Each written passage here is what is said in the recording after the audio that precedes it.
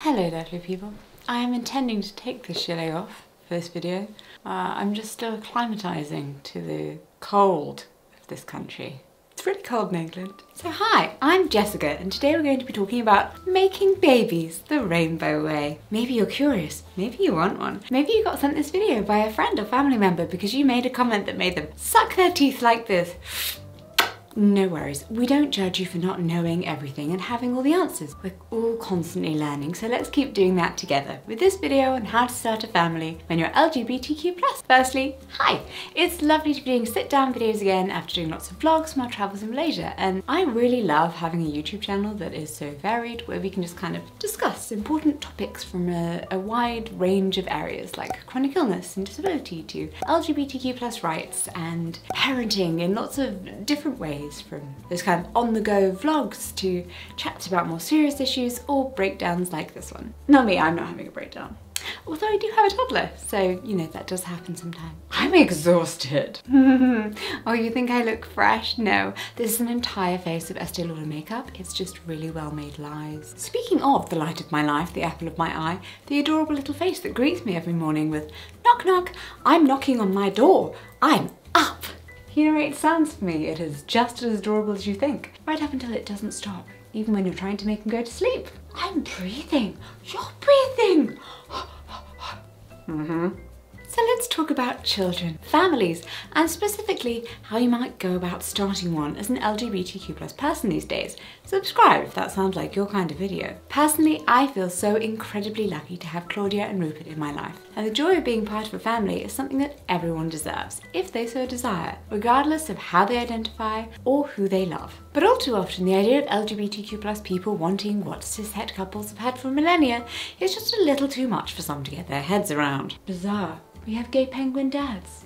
It's hardly novel. Strangely, even in the 2020s, many people are surprised to learn that being gay or being trans doesn't mean that you want to reject all of society's norms. It's almost as if we're real people too. Of course, among LGBTQ+ people, as well as among cis-het individuals and couples, there will always be some who prefer not to have a child. This could be for a wide range of reasons, from disliking the responsibility that comes with raising a child, enjoying their life and relationship as it is, and not wishing to change it, not wanting to stretch their finances, having had a difficult childhood themselves, hey, just not enjoying spending time with children. That in itself seems to be so foreign a concept to the world at large that it's earned itself a formal name. Voluntary childlessness, or child-free. There are also a million other reasons. Yet there are also those who would love to be a parent and have had to make the difficult decision not to be, who are also counted under this umbrella. So understandably, it can be a pretty sensitive topic, and not one you want Aunt Brenda badgering you about again and again and again. Reel it in, Brenda. We don't all want 6 kids.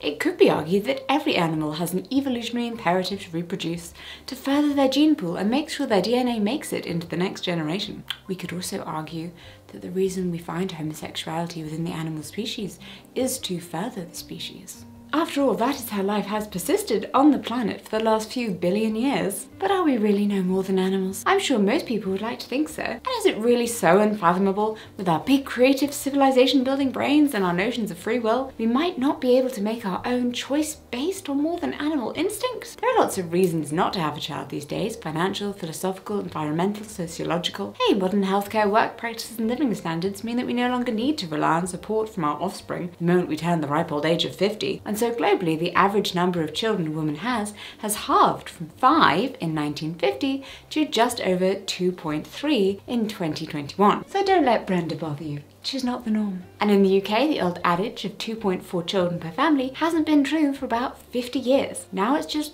1.5, meaning that on average birth rates aren't enough to sustain the population, which some might say isn't an altogether bad thing. Ultimately, having a child comes down to a personal choice, and not one that you need to justify to anyone. And being gay, trans, queer, or any other part of the LGBTQ+ umbrella is totally unrelated to that choice. But if you are an LGBTQ+ person and want to start a family, maybe on your own or with someone else, the next question to trickle through people's minds might be, how would that work?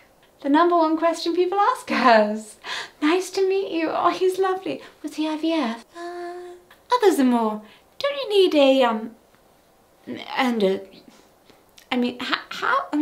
Okay, let me stop you right there. Better work opportunities and healthcare aren't the only benefits we can enjoy in the modern world. There are also plenty of ways to get around the purely Animal limits of reproduction? Science! Never worry, Jessica's here to tell you about the many, many ways you can go about starting a family in a non-cis heteronormative way in 2023. But first, a bit of news. I have decided, after much thought, to close down my merch store with GFTBA. I love GFTBA because they create things that are really unique and customized, but it's been really difficult shipping things around the world and I have a very global audience. And I really got that feedback from you guys, especially about things like customs charges. So I'm looking for some new and exciting ways to kind of connect with you all and bring merch and things that you would be really excited by via a more global company, as most things are specific to just one region. I'm kind of working away behind the scenes to find a way to make things that are accessible for everyone, everywhere, in an ethical way. So stay tuned to see what 2023 will bring. And thank you so much to everyone who has purchased merch, and your support does not go unnoticed. So a week today I'm going to be in a closing down sale where you will have until May the 8th to grab everything you have been eyeing up. And when it is gone, it is actually gone. Terrifying, I know. The link to my store is in the description, so please do head over there at the end of this video.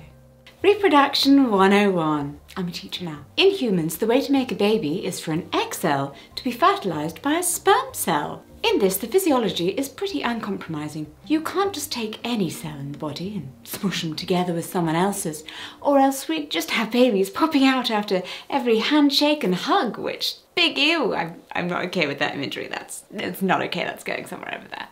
The key here is that egg cells and sperm cells are what's known as gametes. Made in the ovaries and the testes, they actually have half the genetic material you need to make a fully functioning human being. So you take an egg with half the DNA and a sperm with half the DNA, put them together and you make a fertilized embryo with a full complement. Now, given that eggs and sperm both have half of what you need, you'd be forgiven for wondering why we can't just take 2 eggs or 2 sperm and get them to combine to make the embryo. Unfortunately, as always, the actual biology is a little more complicated. Fan fiction though, scientists have tried it. Of course they have, they try everything. And they found that there are chemical marks on some genes that are unique to sperm or to egg cells. These marks help to coordinate everything, so the pairing up of genes works correctly. But you have to have the complementary pair from sperm and egg. If not, then up to 80 genes end up just not working properly. And with that many out of whack, the embryo just can't develop. Scientists have even tried manipulating an egg cell's genes so they have the chemical marks of a sperm. Not in humans, of course, but in mice. And in 2004, they did manage it. They managed to make 2 baby mice from 2 mothers. But it took 457 tries between mutated mice, so that's not really a win. So for now, combining 2 like gametes is beyond the realms of science, ethics, beyond ethics. Right now. But this video was released in March 2023. Wouldn't it be cool if it had already happened by the time you're watching? Plus, there's more to fertilization than just combining DNA. A human egg cell is 10 million times the volume of a sperm cell, and that's because the egg contains all the nutrition and cellular stuff that the fertilized embryo will need in its earliest days of existence. In contrast, a sperm cell is little more than a packet of genetic data, some energy factories, a tail for swimming. So even if you could get the genes from 2 eggs to play nicely, you wouldn't be able to do it with sperm because the cells are just too simple to support the growing embryo. Sorry, sperm friend. Which brings me on to the other as yet unavoidable step in human reproduction. After an embryo is fertilized, it begins to divide. First into 2 cells, then 4, then 8, 16 and so on. By roughly 5 days after fertilization, there could be hundreds of small cells making up the embryo. But if it's going to grow any more, it needs some nutrition and support from an outside source. That's where the uterus or womb comes in. Fun fact, I saw my actual son at 5 days in a petri dish. And he's now a human running around. That's weird. In a regular pregnancy, the fertilized embryo attaches to or implants in the uterus wall, which allows it to go on and develop into placenta and fetus. For 9 months, the uterus is the cocoon that nurtures and protects a developing baby and placenta, and it performs some pretty incredible feats in the process. It stretches and expands from the size of a lemon to the size of a watermelon. It'll stay strong enough to protect the delicate growing baby from bumps and outside influences. It's actually bizarre when you see it in practice. Like, are you sure you should bend over like that? Does he not get squished? No? And at the end of it all, it just shrinks right back to its original size. Apologies to science fiction writers in the 1950s though, who thought that once we got past 2020, we'd just be living in a technological marvel. We currently have no other replacement for this miraculous organ, but I guess that's good that we're not living in the Matrix. Babies have to develop inside a uterus, especially for the first 24 weeks of life. Even then, the health problems faced by premature babies who are born too soon show us that there's really no substitute to growing inside the womb. To make a baby, you need an egg cell and a sperm cell, and you need a uterus for 9 months. But that doesn't actually say anything about what a family looks like. It's just biology. Bushy cuddles and who gives the best hugs, the warm hand on your back, and the safe catch-me feeling that glows on the insides is born of care, of love, and of time, not gametes. So, let's not be too hasty about drawing conclusions about what that means for same-sex couples, or trans people, or asexual people, or there's a whole world of difference between what's medically necessary and what's actually possible when it comes to starting a family. Donors and surrogates. It goes without saying that if you are 2 women or 2 men or trans or non-binary or in fact anyway not cishet, you may not have these 3 ingredients within your existing family unit. A lesbian couple probably has an abundance of eggs and uteruses, uteri, but no sperm. A gay couple has, you know, maybe all that sperm, but no eggs, a uterus to add in. And some couples have their own eggs and their own sperm, but no uterus in which to grow an embryo. So that's where donors and surrogates come in. If the thing is lacking is sperm, then a sperm donor can provide the missing piece. This can be someone that you already know, it could be someone you're introduced to through a donor agency, it could be anonymous donors selected through a fertility clinic. The level of anonymity your donor has may be decided for you by the laws of your country in which your baby is conceived, by the way. In the UK, being a donor is not anonymous, and we're only allowed to buy and ship in sperm from donors who leave their information for the child to receive at 18. Other countries only allow anonymous donors where no information will ever be given, and some countries allow a choice between the two, which is probably quite a hard choice. Often, whether anonymous or not, you have the chance to pick the donor's characteristics like skin colour, eye colour, hair colour, body build. For our donor profiles, they listed it as large nose, small nose, large eyes, small eyes, large chin, small chin, and we went average, please. The best chance of Claudia's features shining through, and it worked out. She got a mini-me.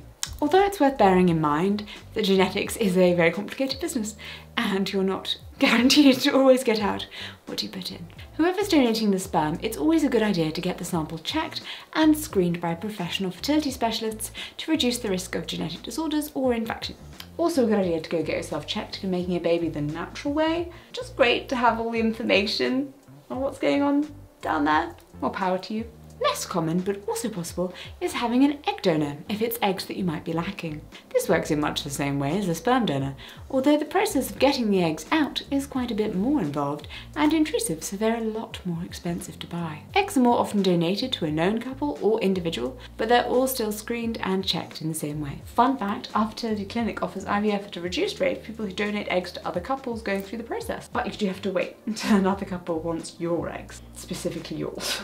However, if you're in need of the egg part of the equation, most often you'll be after a uterus as well. So you'll need a surrogate. That's someone who will carry the fetus in their womb whilst it's developing, give birth to it, and then hand the little bundle of joy over to the intended parents. For some wonderful humans, there is no better act of charity and love than to carry a child for someone who can't do it themselves. There are 2 kinds of surrogacy, depending on where the egg part of the equation comes from. And personally, I'm just gonna say it right now, deeply confused by these terms, really feel like they should be the other way around, but here we go. A full surrogacy involves the surrogate carrying a baby that's developed from eggs that aren't their own. Whereas a partial surrogacy, the surrogate will also be the egg donor. Does anyone else feel like full surrogacy should be the one where the surrogate does the whole thing? Which you choose is down to personal preference and need, and whilst fertility clinics in the UK won't find a surrogate for you, other countries might, and there are several organisations that can help. Home insemination, or IVI.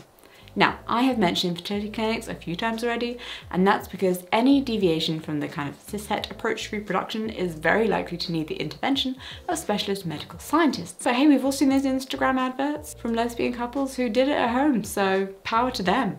Also, there's a whole legal thing in the UK about whether your same-sex partner is considered the other parent of a child on a birth certificate based on showing that you intentionally wanted to both become the parent of the child, like going to a fertility clinic. Basically, just make sure to check the laws in your local area before setting out to create a child. Probably a good rule of thumb for everything. Once you've figured out where the 3 necessary parts are coming from, there are still choices to be made about how the fertilisation will actually be achieved and how much medical intervention you'll actually need. It's always a good idea to get any donated eggs or sperm screened by a clinic to make sure they're the best possible quality. If you opt for a home insemination, that's where their involvement ends. Home insemination, and I'm never going to get used to that word, is also known as intravaginal insemination, which is even worse, or shortened to a much more palatable IVI, which is confusing. Oh, I definitely watched too much sci-fi as a kid. Sometimes it's also known as ICI for intracervical insemination, but these terms all refer to a minimally invasive process that can be done by an individual at home. A special but surprisingly, I feel like these are all basic supplies that I've seen before kit is used to insert sperm as close to the cervix as possible. The idea is that the sperm will kind of find their way from there, swimming upwards to make their way through the cervix into the uterus to find a newly released egg on its way down from the ovary. Obviously, to maximise the chances of fertilisation, this injection should take place around the time of so-called peak ovulation, when the hormones involved are at their highest level, suggesting an egg has been or is about to be released from the ovaries. Fortunately, tracking this hormone is also something that can be done easily from home by simply peeing on a stick. Like a pregnancy test, do it once or twice a day. I say a bit like a pregnancy test, but it's weirdly hard to read. It's just a smiley face, but tracking hormones, injecting sperm, and then you just wait to see if it's worked. The 2-week wait.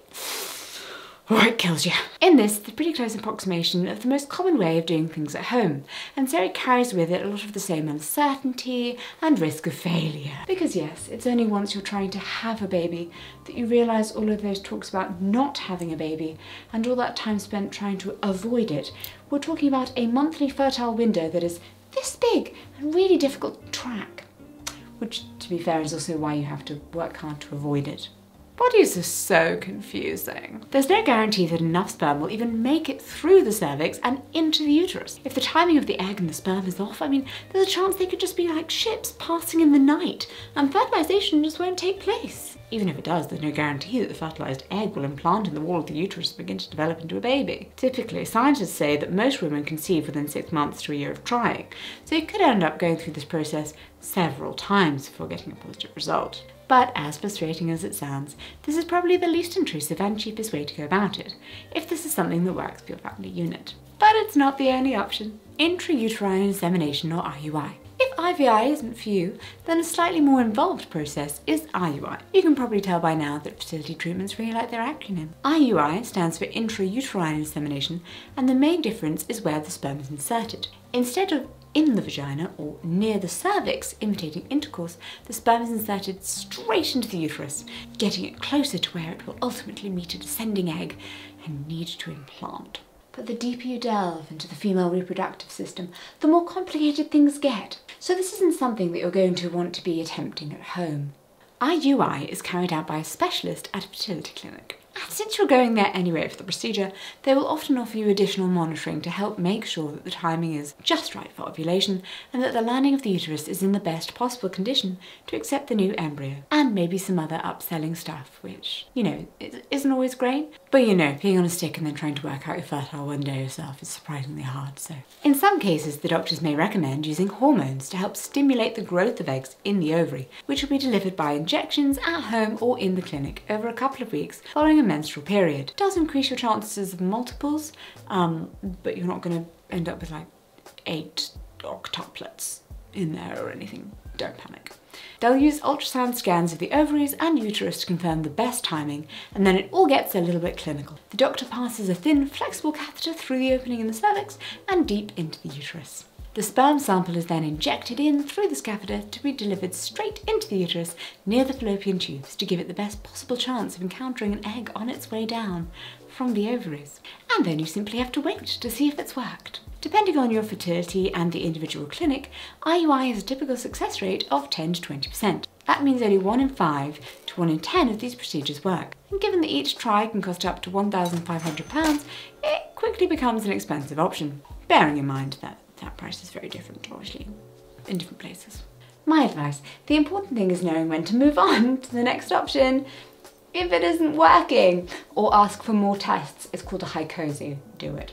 Unfortunately, at the moment, this is kind of an unavoidable expense for same-sex couples looking to start a family. But for the UK at least, there is an update in that the UK government announced in its Women's Health Strategy in July 2022 that it plans to fund fertility treatments for female same-sex couples, aiming to begin in April 2023. By the way, this was helped by a legal argument brought by YouTubers Megan and Whitney, commonly known as What We Can Do Next. Currently, the UK is basically split up into different medical areas and they all do things differently. Very frustrating. The majority of them require same-sex female couples and single women to self-fund somewhere between 6 to 12 rounds of artificial insemination, intrauterine insemination IUI, before being entitled to IVF on the NHS, which as we just discussed is pretty expensive. Also, regardless of whether any of these people have had partners in the past who produced sperm and they tried to get pregnant with them and it didn't happen for like a really long time. This forces female same-sex couples to pay tens of thousands of pounds in artificial insemination in expensive private clinics to prove that they are indeed infertile before they are eligible for any fertility treatment on the NHS. But cis heterosexual couples, on the other hand, qualify for IVF on the NHS if they've not become pregnant after 2 years of unprotected sex, which obviously has an emotional toil but no financial cost. The new Women's Health Strategy will remove the requirement for female same-sex couples to pay for artificial insemination to prove their fertility status. You could just give them a test. And NHS treatment for female same-sex couples will start with 6 cycles of artificial insemination prior to accessing IVF services if necessary. Just run a few tests, guys, just run a few tests. Oh yeah, but part of this is you do need to provide your own eggs and womb. So obviously it's not for all couples. In vitro fertilisation. IVF. For those who can afford it, the third option for starting a family as an LGBTQ+ person is IVF, which stands for in vitro fertilisation. Yep, another acronym, but at least this one doesn't have the word insemination hidden anywhere within it. This is another process that takes place at a licensed fertility clinic, and it's a step up again from IUI in terms of medical intervention. Critically though, it offers a lot more flexibility in terms of who is providing the eggs, who is providing the sperm, and who is supplying the uterus. In theory, these can all come from different people. For example, you could use the eggs from one partner and the uterus from another partner, in addition to donated sperm. The process starts with monitoring and stimulation of the ovaries of the person providing the eggs.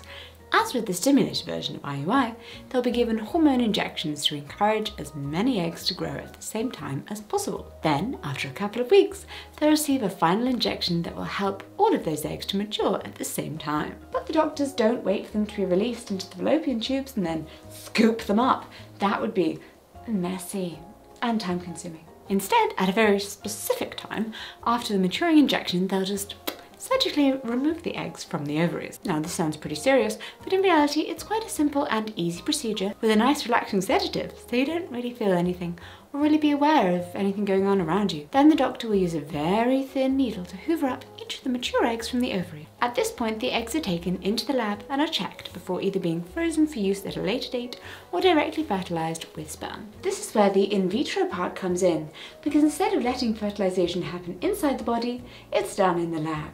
Most of the time this happens by simply just mixing the eggs and sperm together in the dish. But if there are any concerns about the quality or number of sperm, then an extra step can be introduced to give the pairing a fighting charm. And you just know this comes with its own fun acronym, ICSI. ICSI, which stands for sperm injection.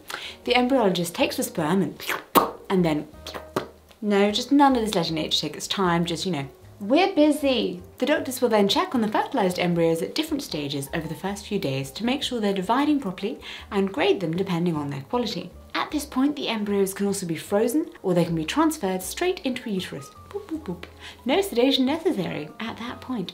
And even though it's pretty clinical, it can also be quite beautiful. I got to hold Claudia's hand and we cried happy tears when Rupert's little embryo was put in. Because Inserting an already fertilized embryo into the uterus, this technique removes some of the unpredictability of the previous methods. The only thing that the fertility specialists can't control is whether the embryo will implant into the uterus after it's been put there, and how the embryo continues to develop. Success rates for IVF are typically higher than for the other methods, at around 30 to 40%, but all the extra medical involvement comes at a cost. If you're not eligible for treatment on the NHS, a single round of IVF can cost anything from £4,000 to £16,000.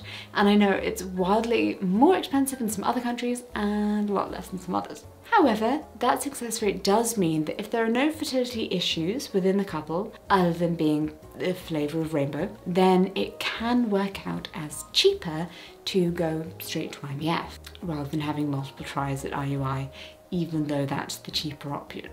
Especially since do have the opportunity to freeze any additional embryos that are created but not transferred. So if things don't work out the first time, or you'd like more children in the future, you have more chances without having to go through egg stimulation and collection again. Also, it uses 1 vial of donor sperm, just the 1 vial. That stuff's really expensive. But naturally, the freezing and storage of embryos comes at a cost as well, because everything has a cost. Fertility and adoption. So, as it stands in 2023, your main choices for creating a baby as an LGBTQ+ person or couple are IVI, IUI or IVF, often with the help of anonymous or known donors or surrogates. Or hey, you could just do it the old-fashioned way, because of course being LGBTQ+ doesn't mean that within your couple you wouldn't be able to do that. We come in all different flavours under this rainbow. Which you choose depends on what works for your particular situation and what level of intervention you're comfortable with. It's also important to mention that things may be complicated by fertility issues, entirely unrelated to sexuality or gender identity. It is some complicated stuff down there. There are many conditions that can affect the functioning of the uterus, which could make any kind of fertility treatment unpredictable. And not all sperm are created equal. If sperm isn't coming from a vetted donor, it too could have problems with quality or number. Sorry, sperm havers. No shade to your sperm, just remember to get yourself checked out regularly, as we all should. So it's worth bearing all of this in mind as you embark on your family building journey. Oh, that sounds really exciting. Oh, I'm excited for you. I am definitely going to throw in that I know lots of couples of varying types who got pregnant on their very first time ever trying and were shocked at how easy it was. Also, please read the comments where there will be a variety of experiences shared, and someone will definitely say something like, oh, I thought it would take 2 years to get pregnant. It took 2 minutes and then we suddenly had a baby. Plus 9 months. You get the picture. Also, you know, woot woot to everyone who wants to try and get pregnant in 2023. Not the actual down here. Not this. I'm just trying to make a baby in 2023, but not, you know, literally here. Of course, if fertility issues are a problem, or if none of these medical approaches appeal, there is another option. I found that society seems to view adoption as a last resort for people who have been unsuccessful in conceiving, but for many it is their first choice, whether from past experience, a desire not to conceive, or just because it's what works for their family. Whatever the reason for adopting, the UK, for one, has made adoption possible for many people, regardless of their orientation or identity or income. Did you know you can be on benefits and still adopt? As long as you are over 21 and able to qualify under the various child protection and safeguarding criteria, then you would be able to adopt. It's also great to be able to offer a loving home to one or more, don't overlook sibling groups, of the thousands of children waiting in care. There are so many family options available to LGBTQ+ people, even though there are clearly steps still to be made to make sure those options are accessible. I hope this little technical rundown's been useful, and the word insemination, said so many times, hasn't put you off.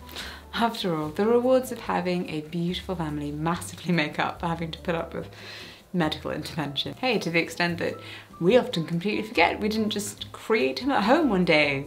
He's also inherited a lot of my traits, so I don't know how that happened, but epigenetics? Discussion for another time. If you want to see my own journey into parenthood, then click the link in the card up here or in the description down below. See how we made a baby. And if you would like more LGBTQ+ parenting content, you can follow me on Instagram at Jessica Out of the Closet for informational short videos, or at Jessie and Claude for cute family photos. And don't forget that all of my merch in my DFTBA shop, from iron-on patches to enamel badges to greetings cards, will be on sale at 20% off from next week, and Once it is gone, it has gone. So grab it now. Thank you so much for watching, and I will see you in my next video.